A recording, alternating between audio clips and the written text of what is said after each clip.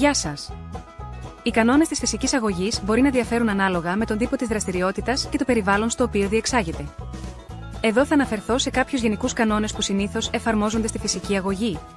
1. Ασφάλεια. Η ασφάλεια των μαθητών είναι η προτεραιότητα. Ο καθηγητής φυσικής αγωγής πρέπει να διασφαλίζει ότι όλοι οι μαθητές έχουν τον κατάλληλο εξοπλισμό και γνώσεις για να συμμετάσχουν με ασφάλεια στις δραστηριότητες. 2. Ενδυμασία. Οι μαθητές πρέπει να φορούν κατάλληλα αθλητικά ρούχα και παπούτσια για την άσκηση. Αυτό βοηθά στην πρόληψη τραυματισμών και επιτρέπει την ελεύθερη κίνηση. 3. Προθέρμανση. Οι μαθητές πρέπει να προθερμαίνονται πριν από κάθε φυσική δραστηριότητα. Αυτό περιλαμβάνει ασκήσεις δυναμικής ενδυνάμωσης και ευληγησίας που προετοιμάζουν το σώμα για την άσκηση. 4. Ενυδάτωση. Οι μαθητές πρέπει να έχουν πάντα πρόσβαση σε νερό. Προσοχή! Όχι συνέχεια ή ένας-ένας, αλλά μετά από άδεια. 5. Κανόνες συμμετοχής. Οι μαθητές πρέπει να συμμετέχουν με ενεργό τρόπο στις δραστηριότητες και να σέβονται. Προσοχή! Οι μαθητές πρέπει να σέβονται τους άλλους συμμετέχοντες.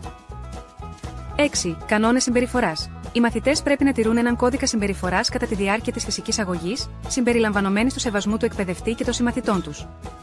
Να σέβεσαι, να μιλάς με ευγένεια, να ακούς, να ρωτάς αφού πάρεις το λόγο. 7. Καθαριότητα εξοπλισμού. Οι μαθητές πρέπει να φροντίζουν τον αθλητικό εξοπλισμό και τους χώρους των δραστηριοτήτων, ώστε να είναι πάντα καθαροί και έτοιμοι για χρήση. 8. Σεβασμός των κανόνων του μαθήματος. Οι μαθητές πρέπει να τηρούν τους κανόνες όταν παίζουν, προκειμένου να διατηρηθεί η δίκαιη και ασφαλής διεξαγωγή του μαθήματος και να ακούνε τις οδηγίες του εκπαιδευτικού.